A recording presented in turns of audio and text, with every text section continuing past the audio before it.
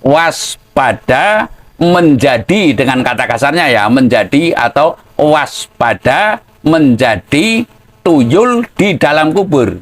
Tapi uluk salam yo atur bagyo wisuka nusantara. Ong wilahing jati nuguni hajat-hajate leluhur Nusantara, tapi uluk salamnya. Saya selalu melantunkan uluk salam saya sebagai bukti jati diri bahwa bangsa ini sesungguhnya punya uluk salam ya. Diawali berpedoman, maksudnya berdasar kepada huruf Jawa, diawali dari ho sampai dengan ngo. Ho sampai dengan ngo untuk singkatnya, namun secara ilmu tajwid kata Pak Kiai saya, cara membacanya mesti panjang ya. Hong berarti dari hidup sampai dengan ngadep ngarsaning Gusti Kang Murbing dumadi, asale maune ora ono, saiki dadi ono, besok tembe bakal ora ono. Itulah sepenuhnya wilahing jati itu adalah bertongkat tauhid. Bertongkat tauhid artinya selalu berkeyakinan adanya Tuhan Yang Maha Esa, adapun makhluk-makhluk seperti dewa, malaikat, jin, setan, pri, prayangan, ilu-ilu, banaspati, wewe, gome, bajo, barat, saso, sasi, lan sak panunggalane, tuyul dan bakyul sekalipun, itu termasuk makhluk ciptaan. Artinya saya mengatakan dewa itu juga bukan yang menciptakan hidup, namun dewa itu diciptakan oleh Yang Maha Hidup untuk menguasai kolom-kolom tertentu, mungkin matahari, mungkin bumi, mungkin bintang, mungkin yang lain-lain, asmara dan sebagainya gitu.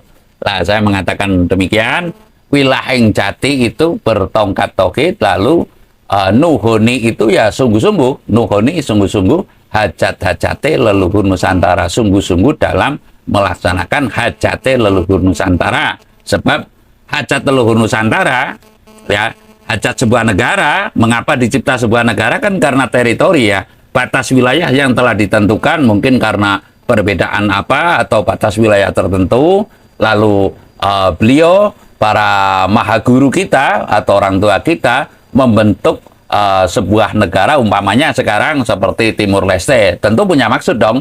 Semestinya Timur Leste ya hong wilahing jati nukoni hajat-hajate leluhur Timur Leste, begitu. Lah saya akan ini sedikit celoteh tapi intinya bermakna yang tinggi, bahwa jangan berani-berani hidup di bumi Nusantara itu tanpa melakoni, tanpa bertongkat tauhid dan melakoni secara sungguh-sungguh melaksanakan hajat-hajate leluhur Nusantara ya.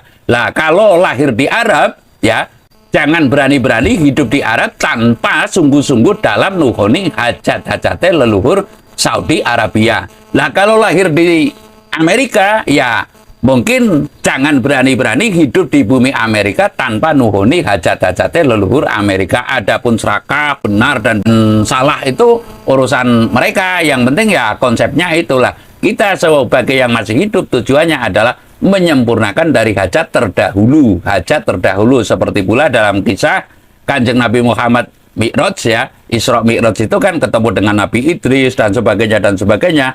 Berarti Kanjeng Nabi Muhammad melanjutkan hajat-hajatnya para nabi terdahulu. Nah, saya akan mengutip mengenai kemakhlukan ya, kemakhlukan yang bernama tuyul. Kemakhlukan yang bernama tuyul. Lah, saya mengajak sebuah opini bahwasanya apakah tuyul itu hanya berada ya, artinya kewatakan tuyul atau karakteristik tuyul ya, itu hanya berada pada makhluk yang bernama tuyul. Ya, sekali lagi, apakah sifat tuyul hanya berada pada makhluk yang bernama tuyul? Jangan-jangan kita semua atau beberapa kita adalah masih banyak yang berwatak atau berkarakter tuyul ya. Mengapa saya katakan demikian?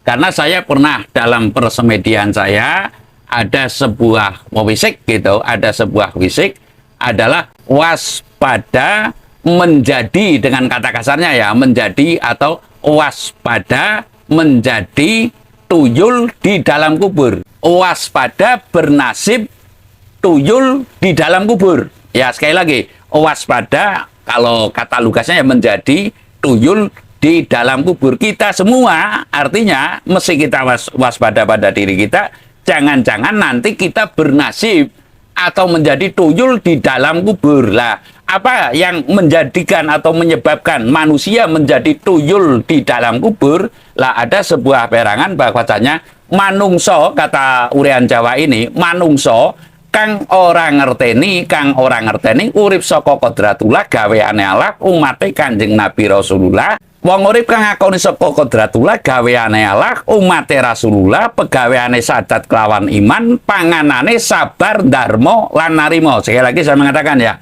wong urip kang ora ngakoni saka kodratullah gaweane Allah umate Rasulullah, pegaweane sadat kelawan iman, panganane sabar dharma lan narima, alias kata singkatnya menungso kang ora nrimo ing pandum sumende marang takdir, inilah yang akan mungkin menjadi atau bernasib menjadi tuyul di dalam kubur. Dengan kata singkatnya, ceplak modar, menungso kang ngertine mung nyandang bagus, mangan enak, seneng-seneng, derajat pangkat, ini besar kemungkinannya untuk menjadi tuyul di dalam kubur. Artinya sampai ke delahan sana, ya sampai ke delahan itu ya sampai ke liang lahat, masih menghitung-hitung anak saya menjadi apa, mungkin menjadi dokter, menjadi jenderal, mungkin punya perusahaan apa dan sebagainya, saya masih terhormat apa tidak, sampai mati emangnya mau terhormat begitu. Bahkan banyak kaum yang, mohon maaf kalau boleh saya ngomong, saking tidak taunya, bukan saking awamnya ya, saking tidak taunya,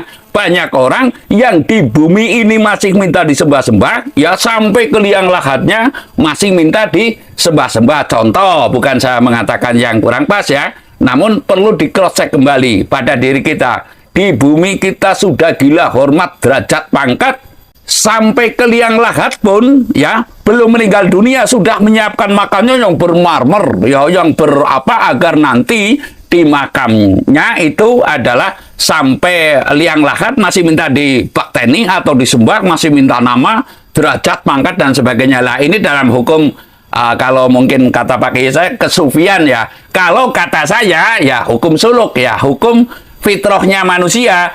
Kan ada itu, saya pernah ziarah ke sebuah makam waliullah lah, waliullah, bahwa jangan sampai makamku ini dibangun dengan yang megah mewah ya, jangan sampai makamku ini dibangun dengan yang megah mewah, cukuplah ini saja aku tanami pohon, nanti besar seberapa untuk pengayoman kami dan pengayomanmu yang masih hidup. Lah ini sebuah paham mungkin yang diktatoris ya, mungkin yang diktatoris, namun saya sekedar menyampaikan agar kita hidup tidak kepanjingan iblis ya, agar tidak hidup kepanjingan iblis. Lah jangan kita mengaku beriman, artinya jelas lah kita semua itu masih bingung, dari mungkin presiden, saya nggak mengatakan Jokowi ya, dari presiden sampai kiai sampai mungkin apa, masih banyak yang bingung. Karena apa? Dia hanya teoritis ya, bukan praktisi ya, teoritis ya, artinya teoritis ya literasi, bukan praktisi. Lah kalau hanya membaca tidak mau melakoni, untuk apa? Contoh, saya mengatakan bahwasanya ini loh beramal bagus, namun saya tidak mau beramal, itu contoh loh ya, artinya mau diberi amal, mau diberi tapi tidak mau memberi. Banyak sekali orang yang mau makan tapi tidak mau berak. Lah mau makan tidak mau berak, lalu mau minum tidak mau kencing. Lah ini saya tidak menyinggung siapapun, namun saya mengajak cross check bersama, menarik ulur kepada diri kita, jangan sampai kita bernasib menjadi tuyul di dalam kubur. Sekali lagi, jangan sampai kita bernasib menjadi tuyul di dalam kubur. Saya rasa demikian. Terima kasih.